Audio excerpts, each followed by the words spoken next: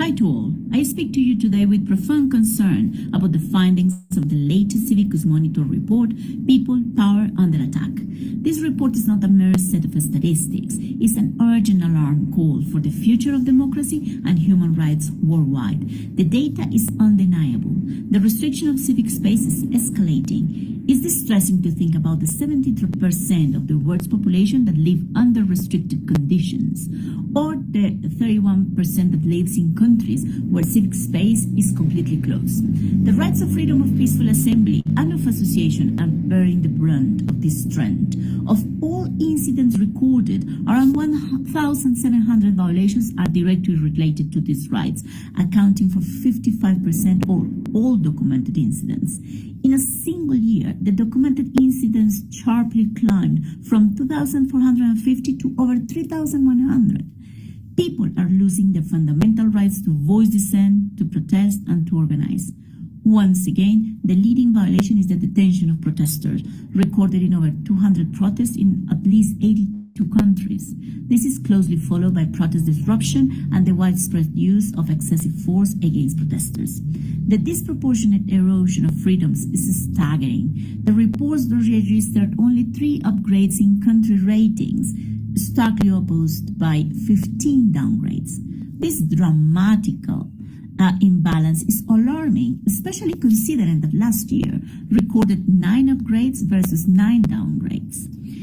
This civic space deterioration has reached even long-established democracies. The cases of the US, France, Germany, and Switzerland, alongside with Argentina, are deeply worrisome. The specific mention of worsening civic space across the European Union is also a profound signal of deterioration of places once considered champions of rights and freedoms. This is a failure not just for the affected countries, but for global human rights standards. The rise of restrictions is not a coincidence. This is a coordinated global infection. The tactics used to shock civic space are being sold, taught, and replicated by authoritarian regimes and alarmingly adopted by established democracies. Once again, mass mobilizations worldwide, frequently led by young people, were expressing grievances over corruption, the high cost of living, poor basic services, and overall governance failures. Gen Z-led protests demonstrate immense civic power, yet the response has been brutal, resulting in hundreds of protesters killed. But we must transform these statistics into a charge against intergenerational political failure. I will be doing a report on youth and Gen Z protest movement and organizations. I hope I can count on you all, your experience and expertise in this endeavor. Equally worrisome is the weaponization of the law. The introduction of proposals of restrictive laws such as foreign agent and vague transparency or accountability acts in at least 60 countries follows also a clear pattern. These instruments are often ill-intended or poorly designed, leading to a destructive impact on the civil society sector and on the core rights of freedom of association and assembly. We must stop treating every repressing law as an isolated internal matter. We need a global legal immune response to the imitation and exports of these ill-designed legislative templates. Now, who is going to fight for rights and freedoms in the midst of these worrisome trends if civil society is heavily defunded? If we see the brightest spots from this year, we see the actions of parliaments, some governments, high courts, and even a bank. But these actors do not move in isolation. All these brightest spots come from the pressure of the civil society and movements and protests. And this need also to be acknowledged, especially in a moment in which these fundamental actors of change are vilified and persecuted. I end by saying that once again, I congratulate and celebrate this report and all the individuals and organizations involved. I saw the board of the monitor years ago, and I'm very pleased to see how it had become a beacon for the knowledge creation about civic space. Well done. Thank you very much. We heard there from UN Special Rapporteur Gida Romero, and we thank her for her time in what has been a very, very busy schedule. I'm going to reshare my screen now so that we can continue with our presentation.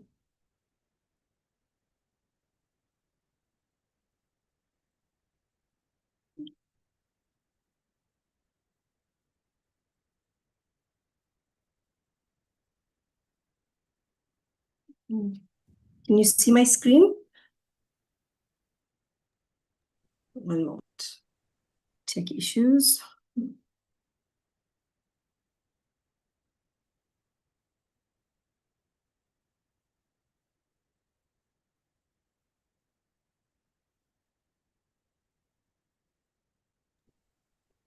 So maybe while Safia is uploading the presentation, as Gina Romero already mentioned, I'm not coming with good news this year.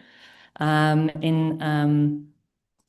2025, if we look at globally, there's only 39 countries that have an open space, an open civic space, which means that citizens, activists, journalists are free to express themselves and protest with minimal or no restrictions. If we look at the two worst categories, restricted and closed space, now over 80 countries are there. And I think you can see on the GIF in the PowerPoint presentation how this has deteriorated over the years. Next slide.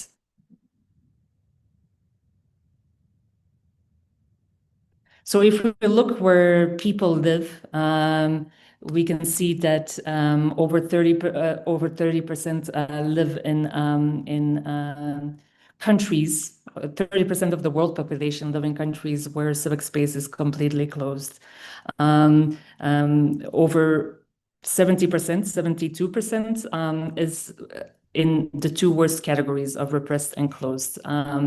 Only 3.4% of the world population live in countries where civic space is open. And if we look at the percentage of the population that live in open or narrowed civic space compared to last year, that decreased with over 7 percentage points. Next slide. So each year with the rating calculations, we have a number of upgrades and downgrades. This year we have 18 countries with a rating. Sadly, 15% of those are downgraded.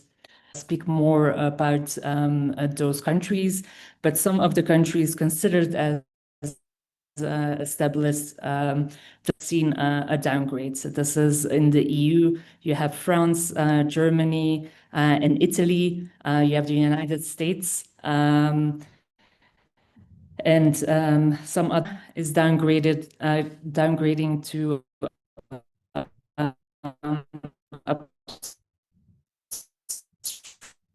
obstructed. Right.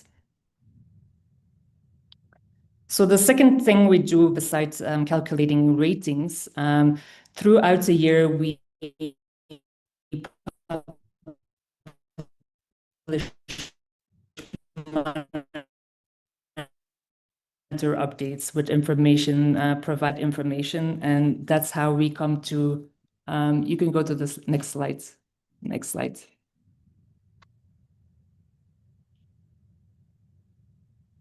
Next slides. So we come to top 10 global violations. So we quote the monitor updates, and we see the civic space violations happening, and the top civic space violations this year in detention. The top violation is the detention of protesters, followed by the detention of journalists, and followed by detention of human rights defenders. In the detention of protesters, this is a civic space violation that has been a top global violation for quite a number of years. What we see is the trend we saw last year in the targeting of pro-Palestinian solidarity, protests, but also activism has continued, in particular in Europe, North America, and Australia. In Europe as well, there's a targeting of climate justice protests. Environmental protests have also been met with detentions. For example, in Uganda, protests against the East Africa crude oil pipeline have been met with dozens of protesters detained. Then election-related protests have also seen detentions. For example, in Côte d'Ivoire, after the exclusion of the opposition by the Constitutional Council, opposition protests were first banned, and those who tried to protest were detained. Similarly, in Turkey, when the main contender of President Erdogan, the mayor of Istanbul, was arrested, protests that followed saw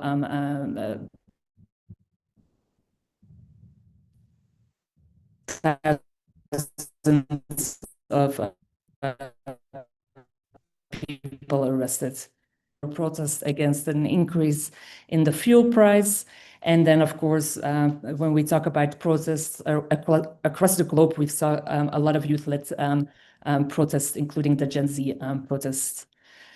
For the detention of journalists, the top two of the global civic space violations, half of those detentions that we documented happened in Africa south of the Sahara.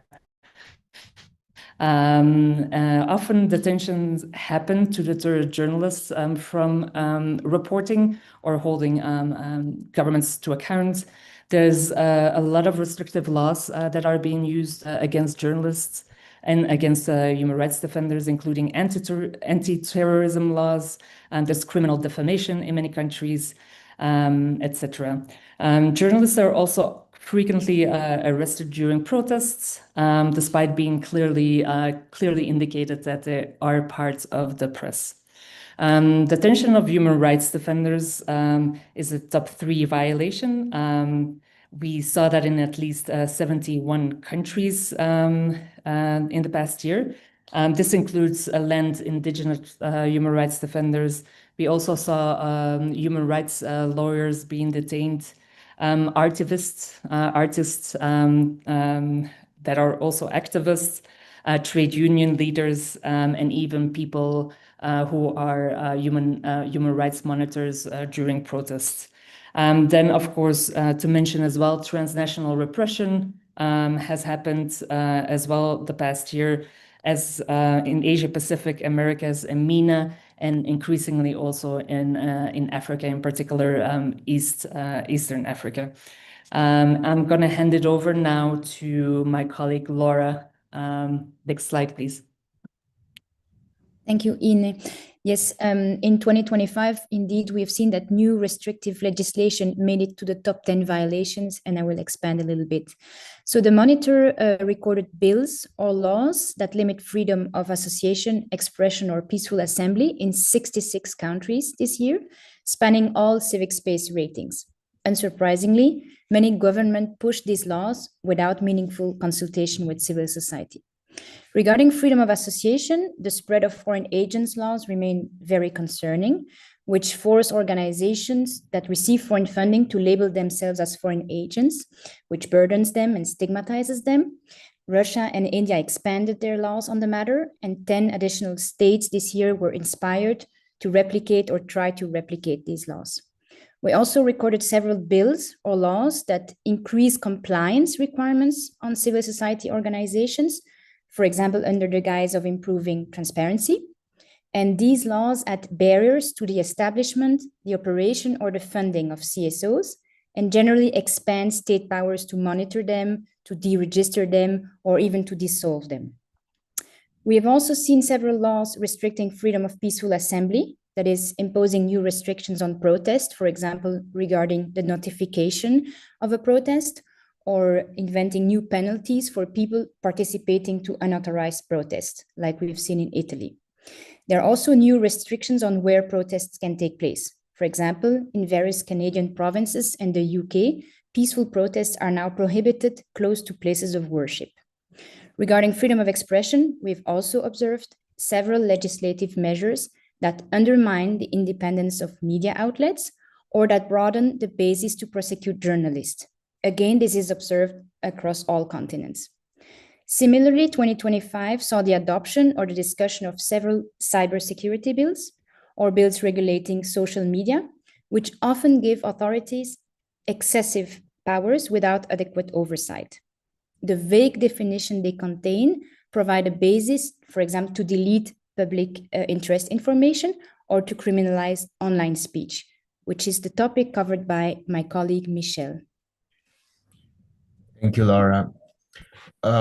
So we saw that digital tools have completely changed the way people engage in public life.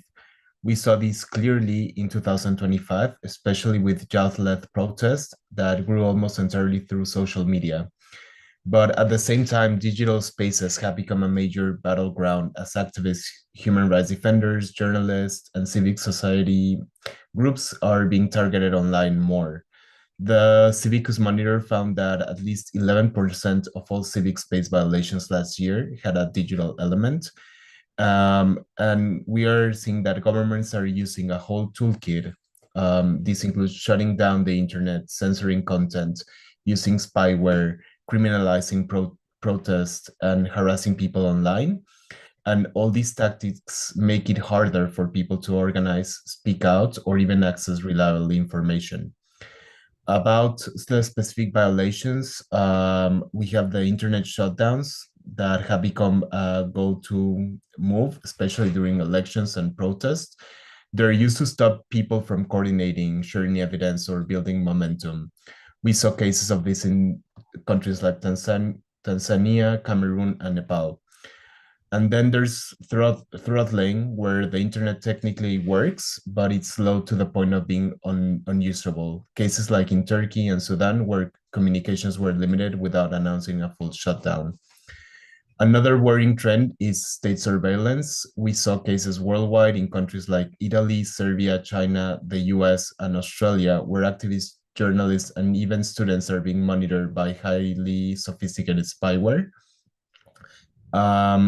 About censorship, this is also becoming much more aggressive. This includes blocking websites, removing content, or forcing people and platforms to publish government corrections. And often platforms comply because of pressure from governments, which turn them into instrumental censorships themselves. We are also seeing more people being arrested or prosecuted simply of what they post online. Vague laws about misinformation or cybercrimes are being misused to silence criticism. Some countries like Qatar and Nepal had very clear examples of activists and journalists being charged for online commentary. About online intimidation and harassment, this is the personal side of repression. More than 30% of threats against journalists now happen online. There's also a gender element to that, where women human rights defenders are especially targeted with gendered attacks online. We saw smear campaigns in Pakistan, direct threats in Ukraine and the DRC, and doxing of journalists in countries like Mexico. In the US, Palestinian Americans were targeted also with coordinated online attacks for speaking out. All these tactics are meant to create fear, isolation, and chilling effect on public debate. So thank you, and back to you, Ine.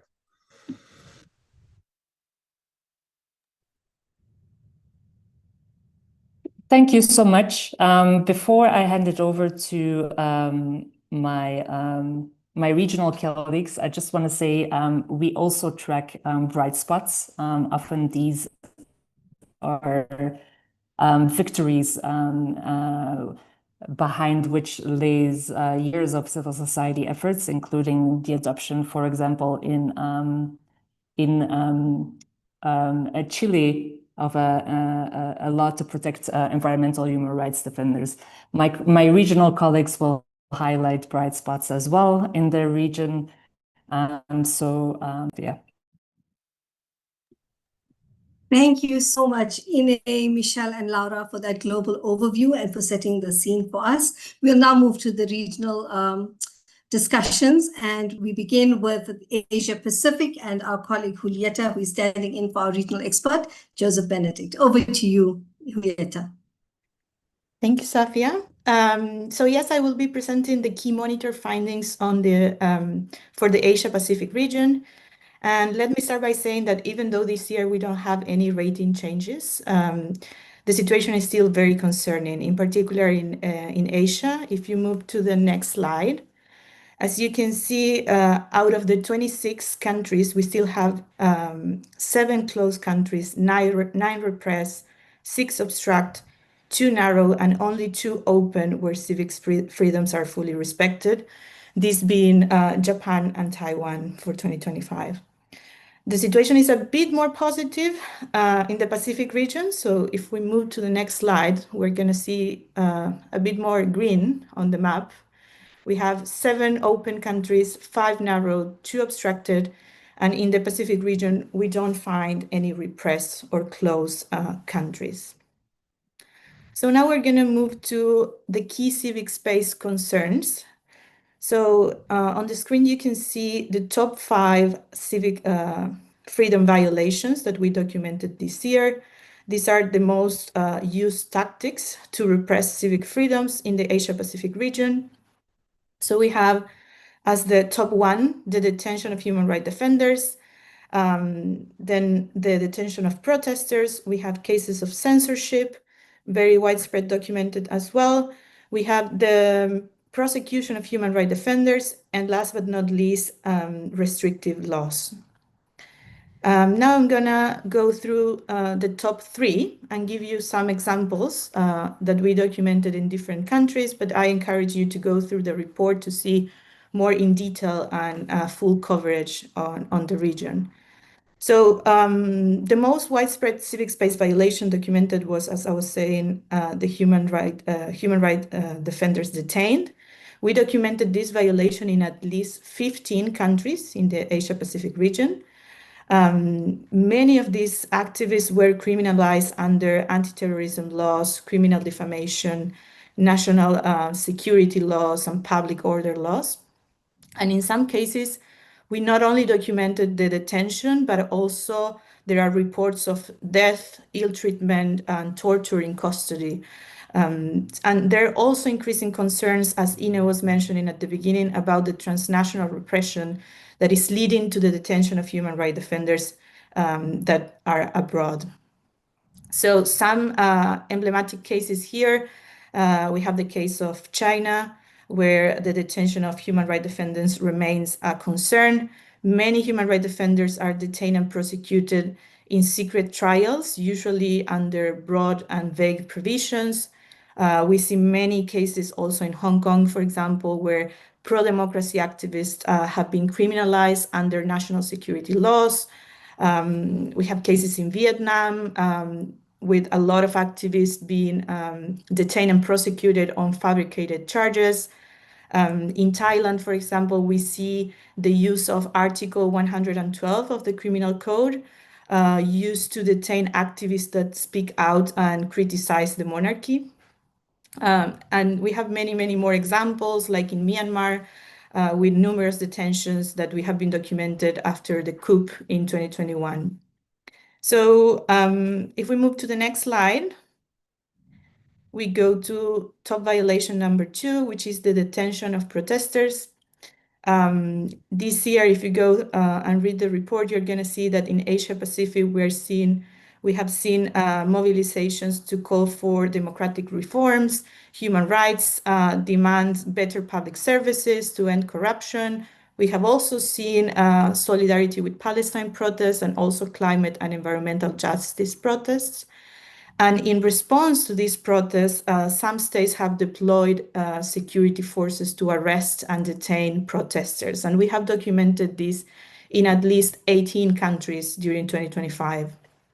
So again, here, some illustrative examples is in Southeast Asia, for example, in Indonesia, the authorities have severely cracked down on protests in March and August 2025 with mass arrests, including the arrest of children. And not only arrests were documented, but also the use of excessive force by security forces during the protests. In the Philippines, we have examples of as well. Thousands took the streets in September 2025 to protest against government corruption. And there was also detentions documented. Over 200 people were detained, including 91 children. So again, many examples for all over the region. There is the case of Pakistan as well. We're going to go through this again in a second, but there are ongoing restrictions on protests by Balok activists, with many of them being arrested during protest. And we are seeing protesters being detained also in more enabling environments in narrow countries like Australia, for example. We see the tensions of climate and environmental activists, and also the tensions during solidarity protests in Sydney, for example. And then, Safia, if we can move to the other one, the third most widespread violation this year was censorship. We have been seeing this in the Asia-Pacific region for many years now. This is a very common tactic used by governments, and this year we documented it in at least 14 countries. Usually authorities use their powers in different ways to restrict access to information online, blocking, for example, news portals, social media platforms, imposing internet shutdowns, as Michelle was saying, and also banning publications online, but also physical publications. Probably one of the key examples here is China, which employs one of the most sophisticated censorship regimes in the world, which blocks access to blogs, social media platform, or any website that is critical of the Chinese Communist Party. Similarly, in North Korea, the totalitarian regime also continues to block access to foreign media, particularly from South Korea. We are seeing cases of censorship as well in Singapore, for example, where the Protection Act against Online Falsehoods and Manipulation Act has been used to block access to websites and social media channels. In Malaysia, for example, the government is continue to use the Printing Presses and Publication Act, that is legislation back from 1984, to ban the publication and distribution of books, for example. So these are some of the key examples. But again, you're going to find much more across the region in the report. Now, if we move to the next slide, we're going to find the countries of concern that we selected this year for the report. We selected 2 this year, Indonesia and Pakistan. These are countries where the latest developments shown a deterioration in the civic space, and countries that we want to keep an eye on the latest developments. So for the case of Indonesia, we are now over a year into the administration of President Subianto, and there are serious efforts from the authorities to restrict civic space and silent dissent. Many human rights defenders have faced arrest, criminalization, intimidation, physical attacks, surveillance. And there are also concerns about the brutal crackdown on protests, as I mentioned before, with complete impunity. And then also there is documentation on media facing threats and attacks as well. So a very concerning situation that we need to keep an eye on. And the other country of concern this year is Pakistan. There has been a systematic crackdown on Balok activists since March this year, and many are detained and facing at the moment baseless charges. The government had also banned the Pashtun Tahaffuz movement, which is a movement across Pakistan that advocates for the rights of the Pashtun ethnic minority. So very concerning developments, but we also have concerning developments regarding freedom of expression. Journalists remain at risk in Pakistan. Many are facing charges for their reporting, and authorities have blocked social media apps, YouTube channels. So again, censorship documented in Pakistan. I have 1 more minute to share with you some positive developments, some bright spots. So even in this repressive context, we have some good news in the region. So since 2024, for example, there was a political transition in Bangladesh that has taken notable steps towards accountability. The government now has facilitated a UN investigation into the 2024 violent protest violations, and they have established commissions and courts that now they have begun to drop cases against human rights defenders. So some good news, even in a repressed context. Then in the Philippines, we have also some progress. In Baguio City, they adopted a human rights defender protection ordinance. And this is a very welcome move to recognize and safeguard the work of human rights defenders in the Philippines. And last but not least, we have some good news from Indonesia. A key court ruling strengthened online freedom of expression by limiting the use of country's ITE's law to pursue criminal defamation cases. So that's all from my side. Back to you, Safia, so we can move to another region. Thank you, everyone. Thank you, Julieta. We appreciate those reflections on the Asia-Pacific region. We will now move swiftly along to the Middle East and North Africa, where Sylvia will share more on civic space trends and shifts. Over to you, Sylvia. Thank you. Thank you, Safia. I hope you can hear me clearly. All right. So I'll be sharing the findings that we have for the Middle East and North Africa region with you. And so I'll start with what you can see on my screen. The ratings, as we can see, we did not have quite a bit of changes. So most countries retain their ratings as was last year, apart from Oman and Israel. So for Oman, we see that the repression, especially of dissent, is very continuous, and dissent is highly punished in the country, as we have documented in the last years. It's highly restricted, with harsh retaliation, including imprisonment, and even politically motivated job dismissals from what we've seen this year. And we also have a new broadly worded citizenship law that raises concerns about, the granting of absolute discretionary powers to authorities to revoke people's citizenships for acts that will be considered either insulting to the Sultanate or insulting to the Sultan. A very broadly worded law that could raise concerns about abuse.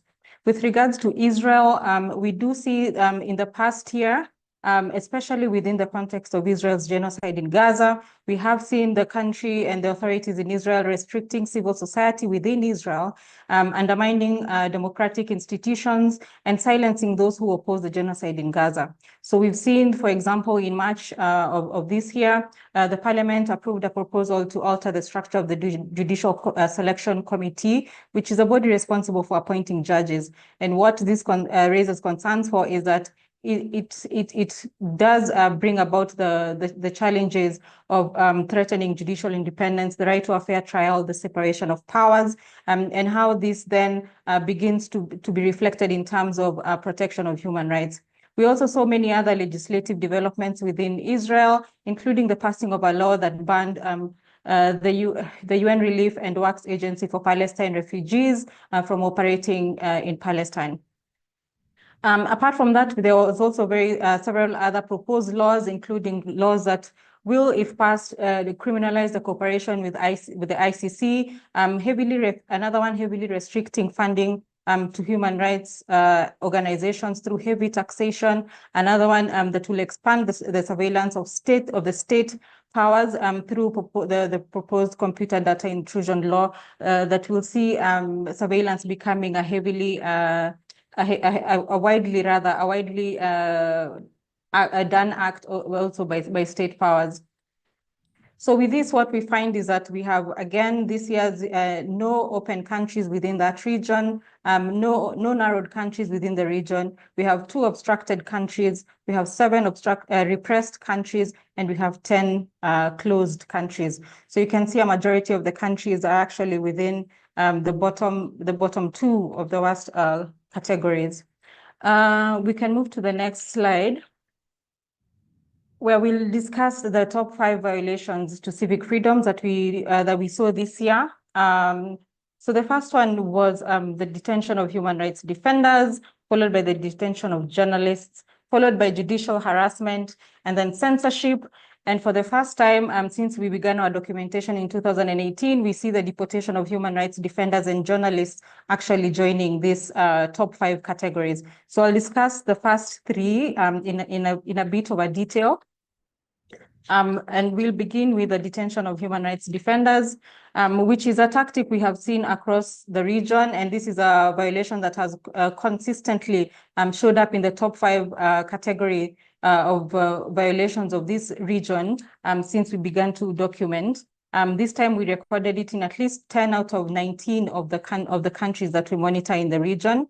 And we see that government and armed groups continue to target activists, aid workers, and human rights defenders through arbitrary detention to silence them. And a lot of times we are seeing either to thwart their human rights work or in areas that are affected by conflict to also obstruct their humanitarian work in those countries. So a good example I'll give here is with countries like Saudi Arabia, where Mohammed al-Bajadi, who co-founded the Saudi Civil and Political Rights Association, arrested in 2018 and has been in detention since after he was imprisoned and was again retried in October of this year and sentenced again to a further 25 years imprisonment. And this was after his imprisonment was about to come to an end. In Morocco, again, we see the detention of activists who work around issues to do with the occupied Western Sahara, also going through a lot of detentions. Second, we have again detention, but this time detention of journalists. We documented this in at least 7 out of the 19 countries that we monitor.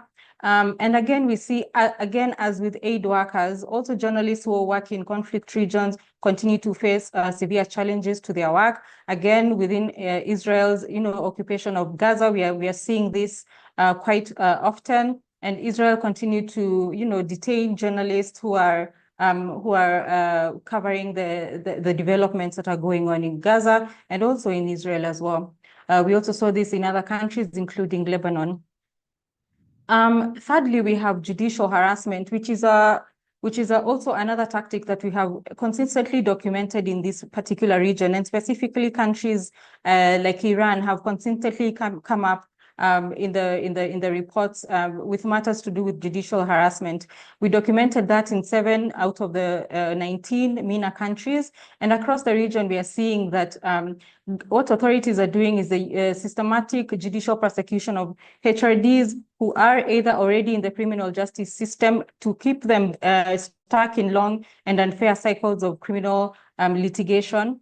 This is done through fabricated charges, bringing of new charges against imprisoned activists to curtail them from being released, or actually bringing new charges after they've been released again to bring them back into prison. Also, we've seen the use of undue delays and postponement of trials to keep people in prolonged detention and unfair cycles. So we see some countries, for instance, misusing and abusing and weaponizing the judicial structure to keep HRDs and to punish them and retaliate heavily to keep them kind of, in this cycle that really, really never ends. For example, I'll again mention Iran, because this is also a country that comes up later on in our countries of concern. And what we've seen this year is that in addition to these long cycles of detention, long cycles of prosecution, long cycles of detention, what they're now doing is the use of the death sentence and execution as a means to intimidate and to retaliate and also to punish. So what we are saying is that for HRDs who are especially working around issues to do with labor activism, around women's rights, a lot of especially women human rights defenders are now facing execution after they have gone through this litigation cycle, received death sentences, and now are awaiting execution from authorities simply because of their peaceful human rights work.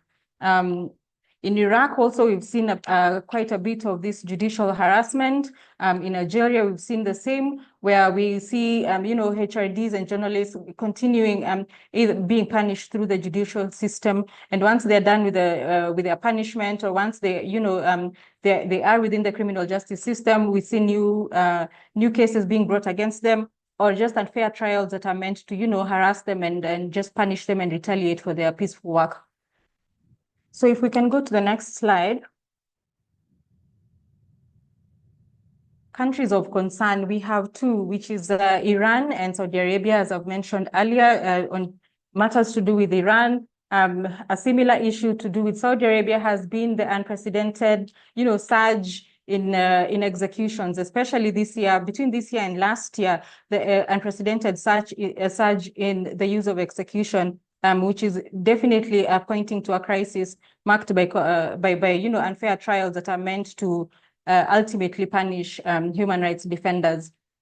So, for example, I'll begin with Saudi Arabia, which has in this year done what civil society organizations have classified as, carrying out executions at record levels. So victims have included peaceful protesters and at least one journalist who were executed this year in the campaign by the authorities, to clamp down on repression and campaign against dissent. So, for instance, we have journalist Turki Abdullah, who was who was executed in June of this year after 7 years of unfair and arbitrary detention and imprisonment of fabricated charges simply because of his online publications.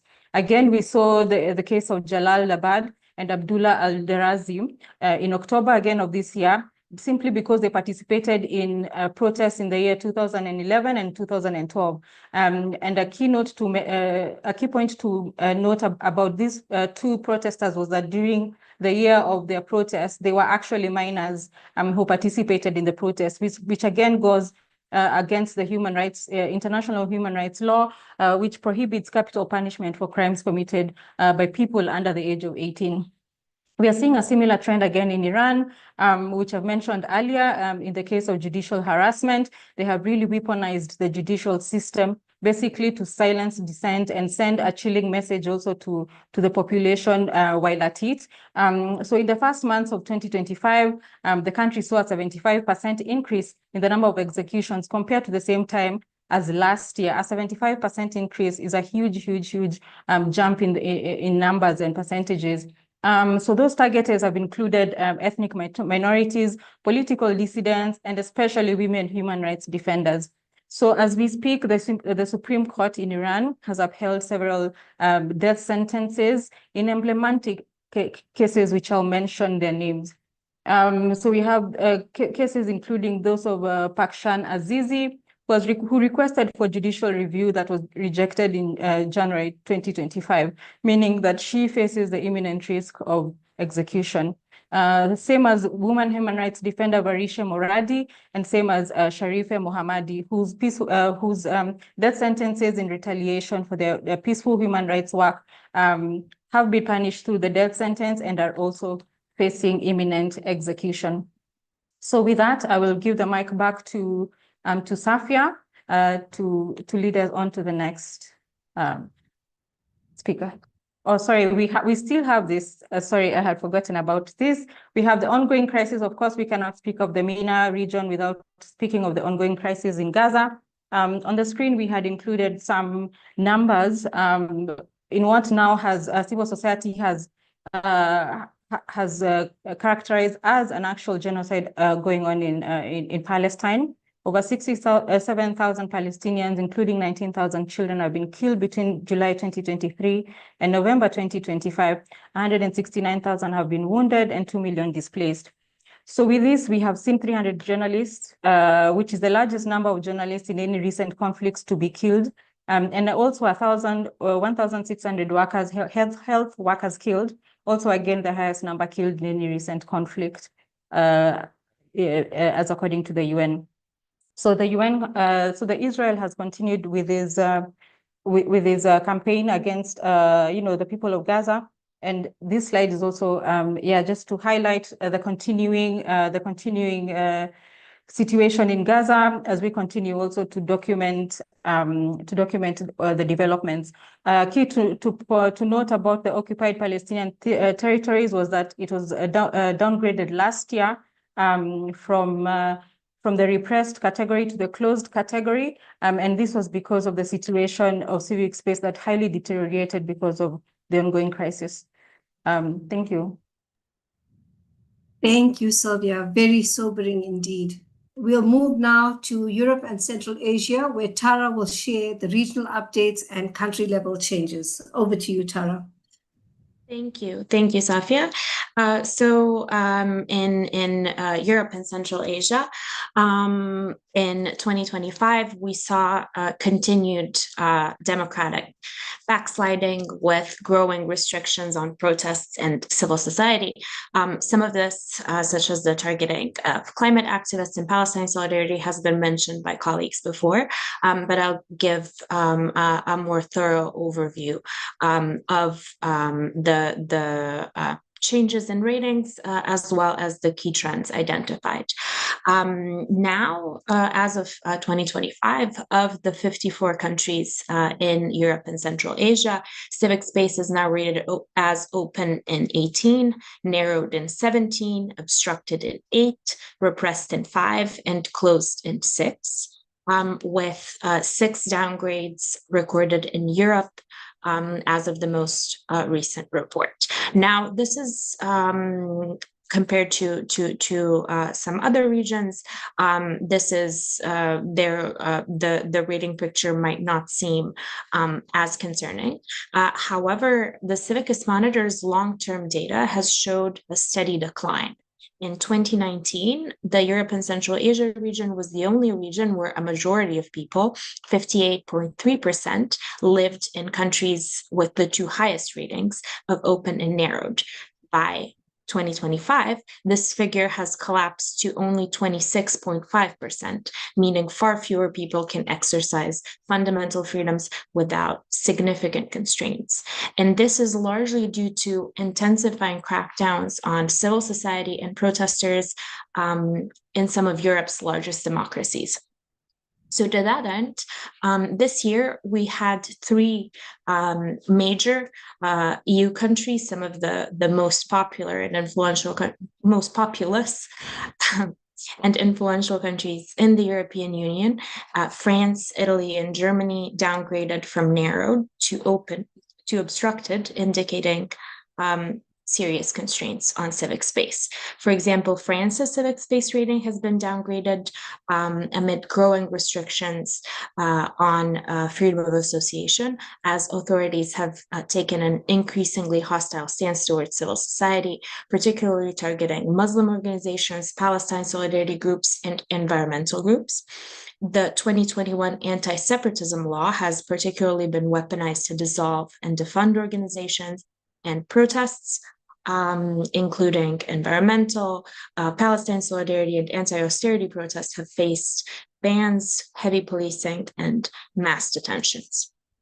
Germany's civic space rating has been downgraded from narrow to obstructed as well, due to a pervasive and all-encompassing crackdown on Palestine solidarity, with protesters facing severe police brutality, CSOs that are critical of the Israeli government, including Israeli CSOs and Jewish organizations, facing raids, funding cuts, and in general, a widespread censorship of voices speaking out in solidarity with Palestine.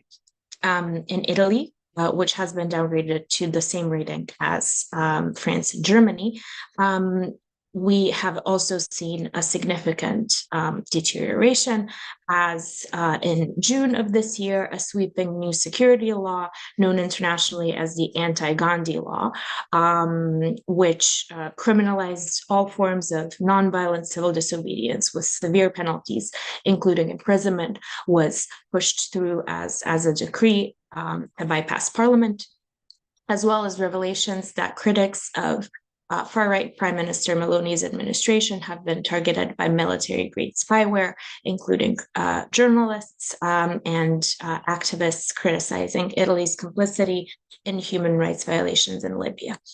Outside of the EU, Switzerland's civic space rating has been downgraded from open to narrowed due to increasing restrictions on protests, activists, and journalists. We've had revelations of surveillance of climate activists in Geneva, as well as a police raid on a journalist in Zurich under the country's strict banking secrecy laws, which carry a potential sentence of 5 years in prison, even when publication is in the public interest. Now, 2 countries in Europe, Georgia and Serbia, have seen their ratings slip from obstructed to repressed, the second worst category, as authorities in those 2 countries have sought to crush persistent anti-government protests with increasing restrictions. For example, Georgia, where civic space is now, as mentioned, rated repressed, just 1 year after it's downgraded to narrowed, civic space has deteriorated at whirlwind speed as authorities have introduced successive new laws imposing draconian protest rules, where the first offense triggers administrative detention and the second offense carries criminal sanctions and imprisonment. New laws have also been introduced to tighten controls on foreign-funded CSOs and media, as well as a crackdown on the political opposition, with leaders of pro-Western parties detained, and new laws introduced to ban those parties, as well as those deemed associated with them from public life, including standing in elections or even donating to electoral campaigns. In Serbia, the civic space rating has deteriorated in a similar atmosphere, as protests in both countries have been going on since November 2024. In Serbia, student-led demonstrations, which were sparked after the deadly collapse of a railway station, have been faced with an increasingly repressive response from the authorities.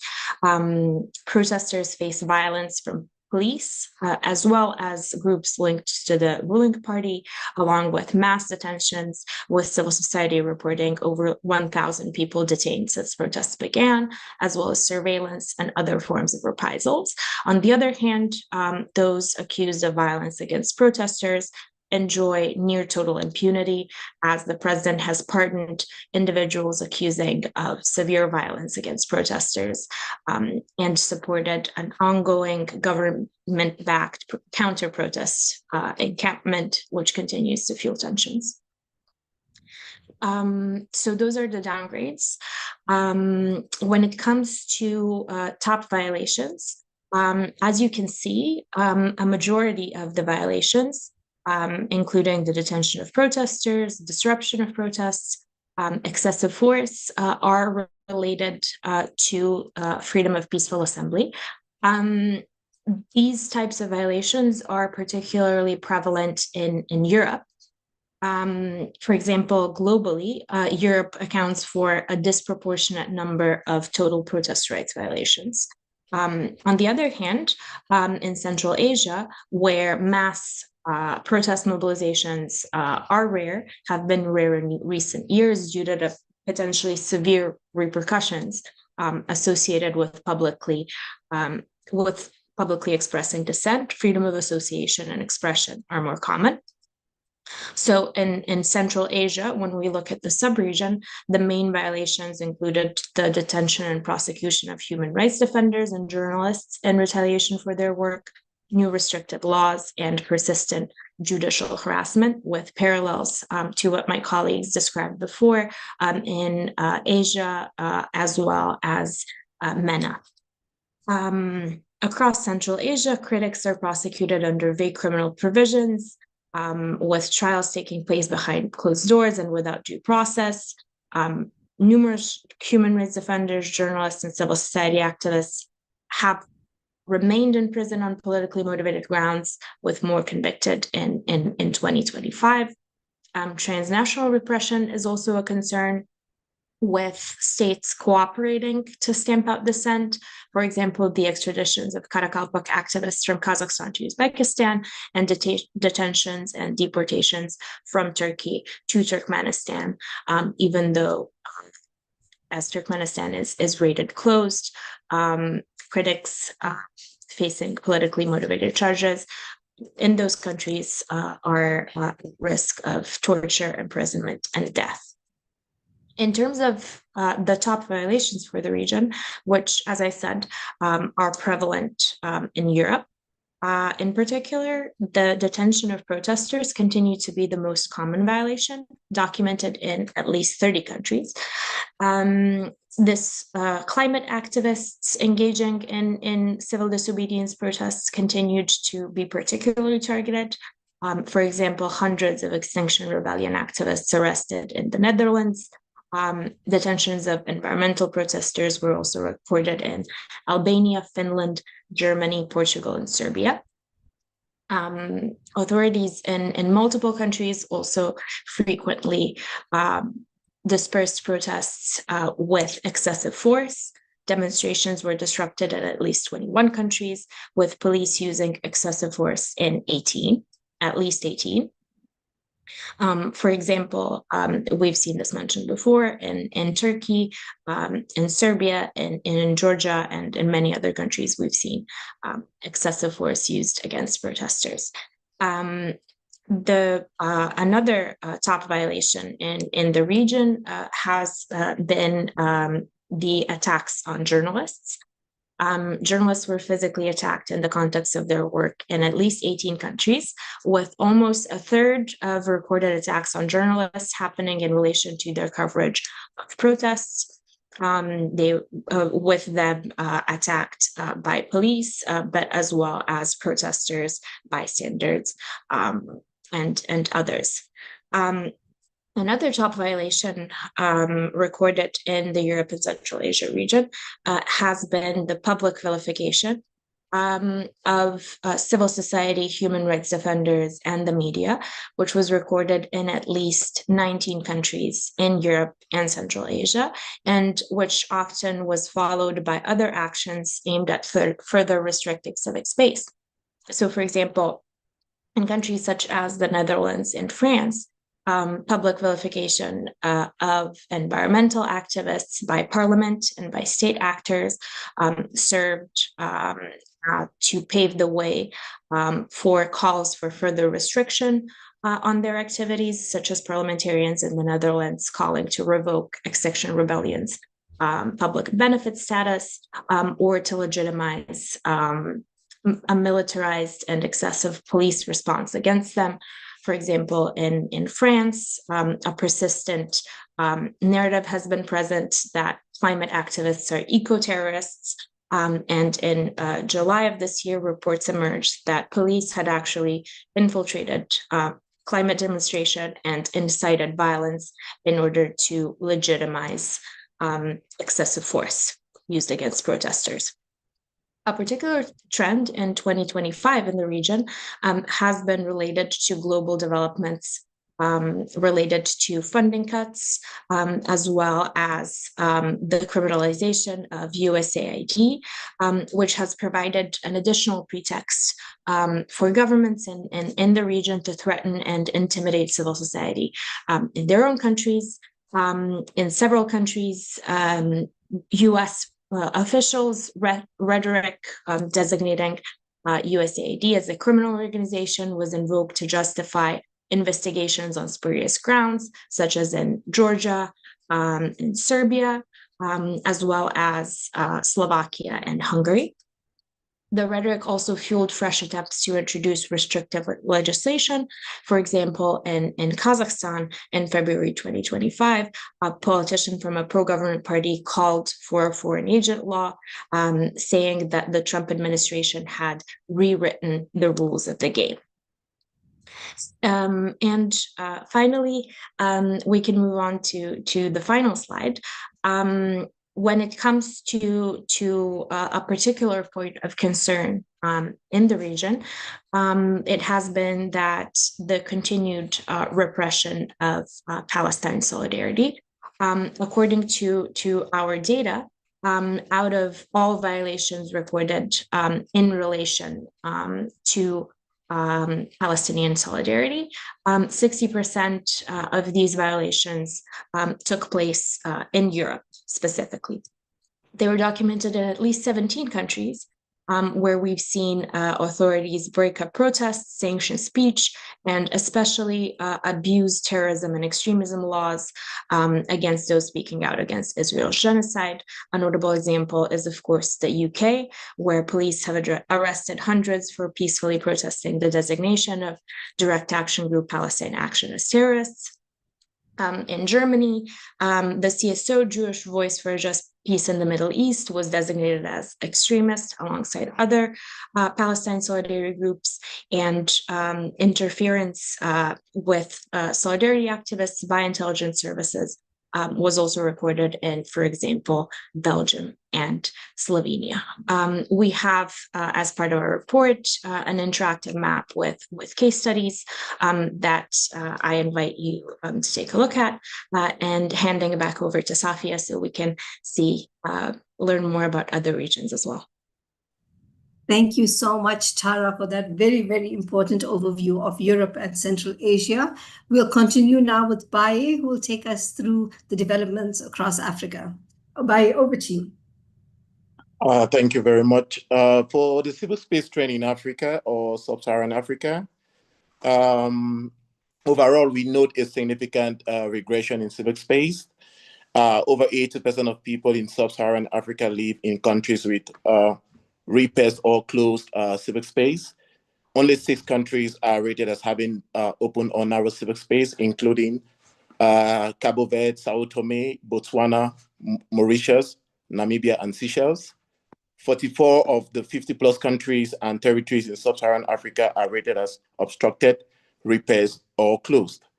Looking at the shifting landscape of civic space in Africa this year, we have seen both concerning declines and sparks of hope. I will quickly highlight the key upgrades and downgrades to paint a vivid picture of the dynamic struggles and progress of fundamental freedoms across the continent. For downgrades or worsening conditions, we have 4 countries, including Burundi. Burundi moved from repressed to closed, and this downgrade was characterized by extrajudicial killings, enforced disappearances, and attacks on political opponents. We also have Sudan that downgraded from repressed to closed, characterized by intense conflict that led to the killing and detention of human rights defenders, journalists, with emergency orders restricting fundamental freedoms. Additionally, we have Madagascar that equally downgraded from obstructed to repressed, a trend that was triggered by security forces using lethal force against youth-led protests, resulting in at least 22 deaths. And lastly, we have Liberia that downgraded from narrowed to obstructed, a situation marked by attacks on journalists by both state and non-state actors, and the violent repression of protest. For improving conditions, that is talking about upgrades, we have 3 countries. We have Gabon that upgraded from repressed to obstructed, which could be explained by post-coup improvements, including the return of exiled journalists and civil society monitoring of elections. Those significant restrictions remain. We have Mauritania that equally moved, upgraded from repressed to obstructed, a positive step which could be explained by the country joining the Partnership for Information and Democracy, and also regularizing journalist contracts. But we must say that judicial harassment persists. In Senegal, equally, we had an upgrade from repressed to obstructed due to a very peaceful political transition and new legislative or legal reforms, such as the whistleblower law and the revising of the amnesty law. But permit me to emphasize here that Even in these upgraded countries, civic space remain obstructed, which indicates the fragility of the civic space gains in these countries. If we go to the next slide for top violations in Africa, you will notice that the image or the picture details 5 distinct top violations. However, in the analytical part of the report, we have grouped them into 3 main top violations. So the first top violation here is detention and attacks on journalists, which focuses on the systematic targeting of journalists, which includes both their detention and physical attacks. Speaking from a quantitative perspective, the detention of journalists was documented in at least 33 countries. Attacks on journalists were recorded in at least 16 countries. This is a top violation in West, East Horn, and Central Africa. Somalia is a top offender with 46 journalists arrested between January and April 2025 alone. What you need to note is that journalists are systematically targeted. They are not just being detained, but also physically attacked by both state security forces and political party supporters. Restrictive cybercrime laws are increasingly used to prosecute journalists for their online reporting. Covering protests has also become extremely dangerous, with reporters being injured, detained, and even killed while on the job. The second top violation is detention of human rights defenders. This second top violation focuses on the silencing of activists and the widespread detention of human rights defenders. From a quantitative perspective, human rights defenders were detained in at least 25 countries. Primary targets include activists working on democracy, environmental issues, and labor rights.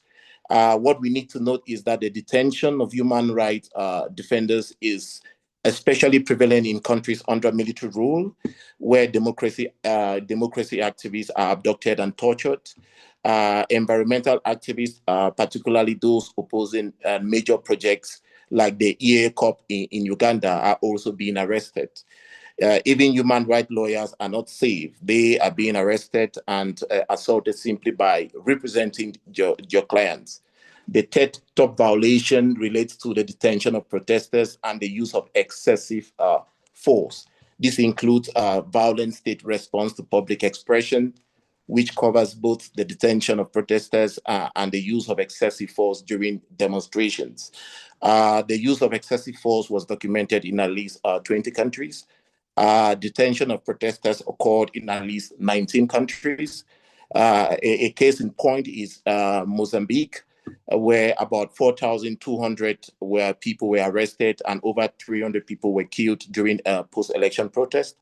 We have another glaring example in Kenya, where over 1,500 arrests occurred and at least 65 deaths was registered during youth-led anti-tax protest.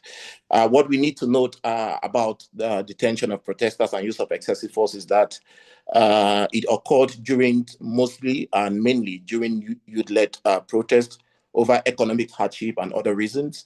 There was also excessive force by security forces, often involved the use of live ammunition, tear gas, and rubber bullets on demonstrators, as seen notably in countries such as Angola and Madagascar.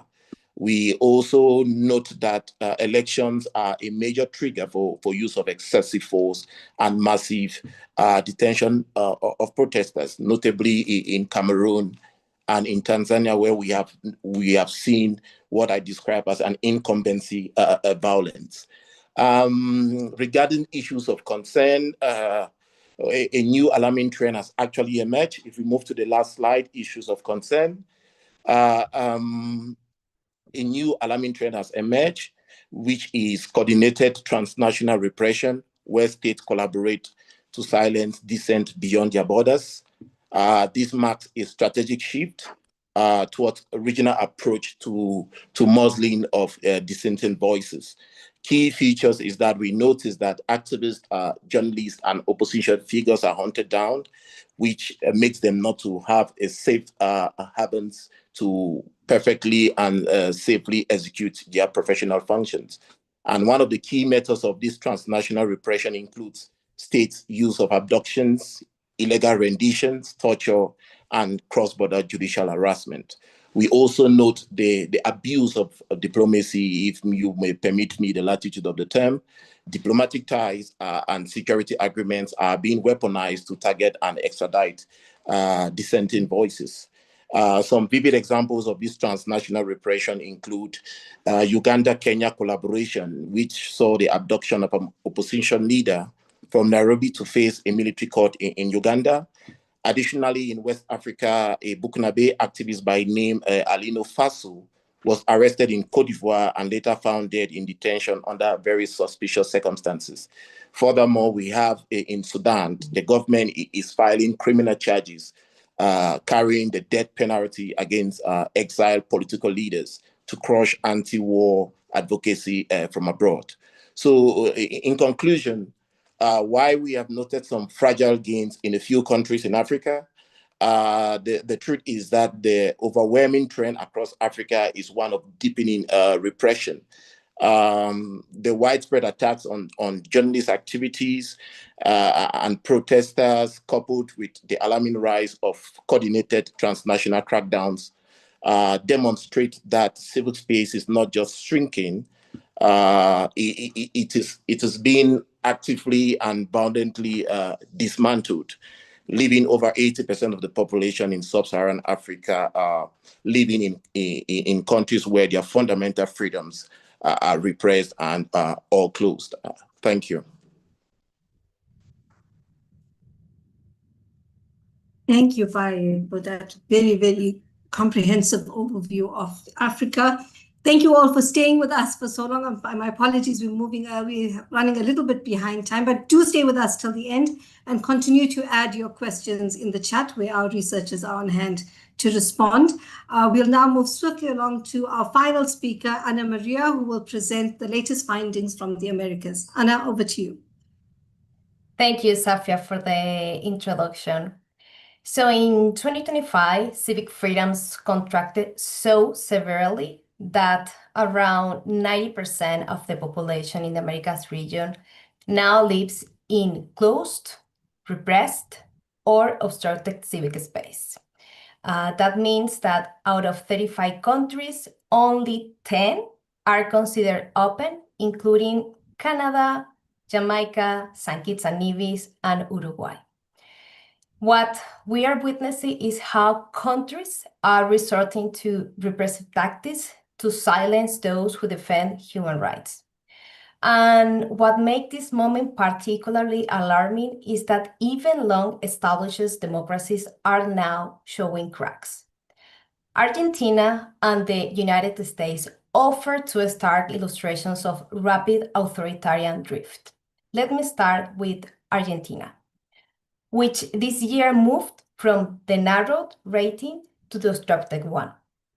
Argentina is one of the region's clearest examples of pressure on civic freedoms following a year marked by violent crackdowns on protest, criminalization of activists, and growing hostility toward the press.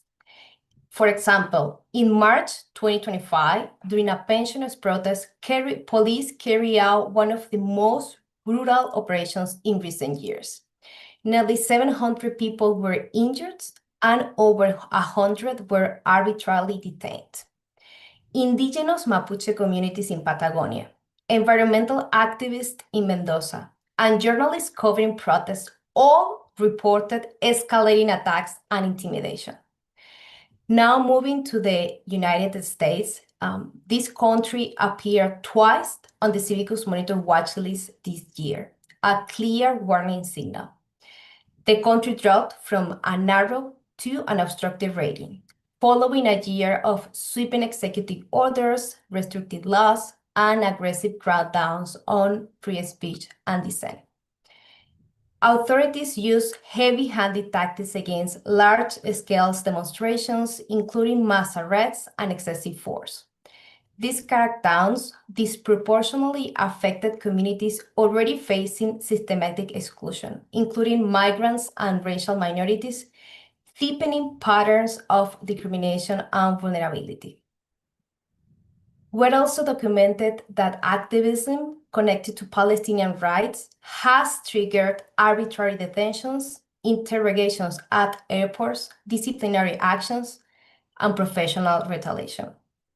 And the government also imposed sanctions on international criminal court staff, Palestinian organizations, and even the UN Special Rapporteur Francesca Albanese. Press freedom is also under intense pressure, with independent outlets experiencing funding cuts. Government officials intimidating media outlets reporting critically on the administration, and access to the White House became more restricted than at any time in the recent history. If Argentina and the United States mark a sharp decline in civic freedoms, El Salvador shows what happens when that shift becomes entrenched. Under President Nayib Bukele, the country has operated under a state of emergency for over 3 years now. Some constitutional guarantees are suspended. Power is concentrated in the executive, and constitutional amendments now allow indefinite presidential re-elections. In this particular context, repression deepened further in 2025, with activists and journalists being systematically targeted, including prominent human rights lawyer Ruth Lopez, who has been under pre-trial detention for over 6 months. And a sweeping foreign agents law introduced a 3% punitive tax on foreign funding and extremist actions, forcing major civil society organizations shutting down even since June from this year. We can move to the next slide, please. Now, freedom of expression remains the single most violated civic freedom in the region, and we can see that trend reflected in the 5 most common violations this year. First, attack on journalists. Second, intimidation of journalists. Third, detention of human rights defenders. Fourth, killing of human rights defenders. And fifth, use of excessive force during protests. Next slide, please. So we are seeing how journalists continue to face a hostile climate across the region, even in countries that still have an open civic space, such as Canada. Attacks were documented in at least 9 countries, intimidation in 14, and threats in 12 countries, with around half of these threats taking place online. 40% of all physical attacks happened during protests. For example, in Peru, police fired projectiles, used tear gas canisters as weapons, and beat journalists covering youth-led protests in September 2025. And when journalists are under attack, human rights defenders are not far behind. Detention of human rights defenders entered the region's top 5 violation for the first time, with cases in at least 12 countries.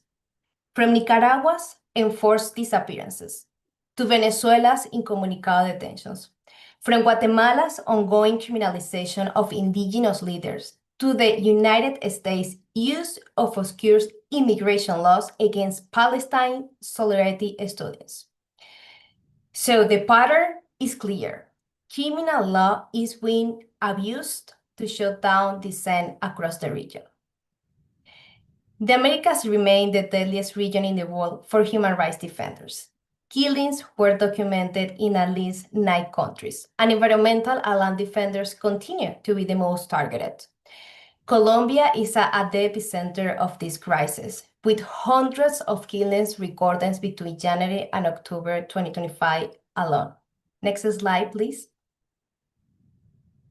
When it comes to the country of concerns, in Ecuador, the Noboa administration is advancing laws that put civil society in the crosshairs, cracking down on the indigenous-led protests and repeatedly resorting to a state of emergency that restrict fundamental freedoms.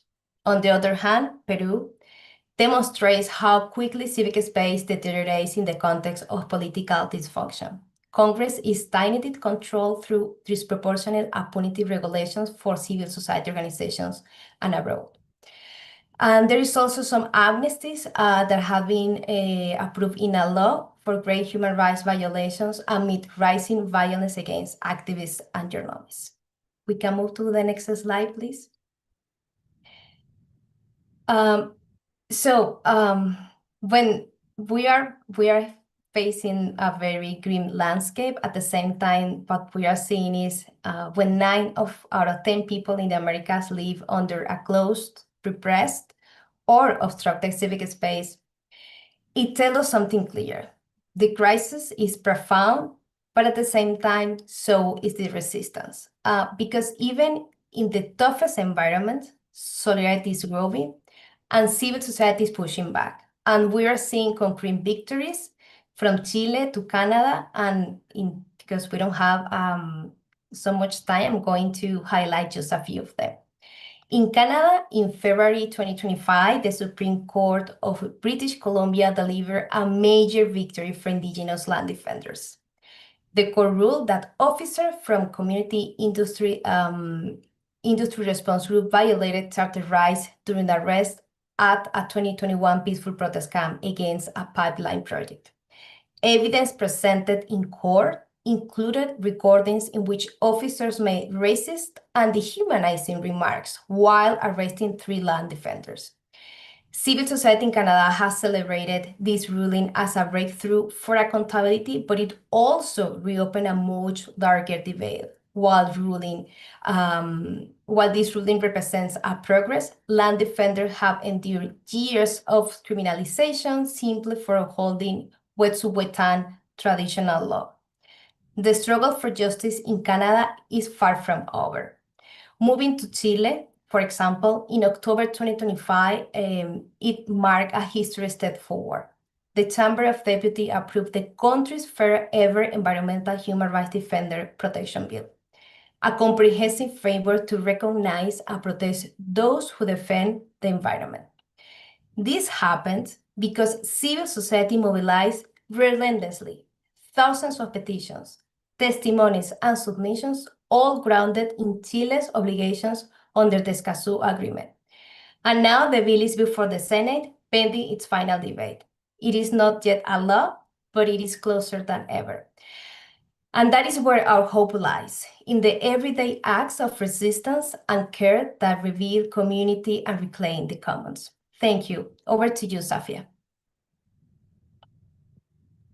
Many, many thanks, Ana Maria, for sharing those insights, and to all of our speakers for sharing your contributions and for responding to questions in the chat. My sincere apologies, we couldn't get to our Q&A segment, but I'm going to ask my monitor colleagues to please share their contact details in the chat so that you can reach out to them with any questions that we did not get to address in the chat in the meantime. On behalf of the Civicus Monitor team, I want to sincerely thank all of you for joining us and engaging in this important discussion.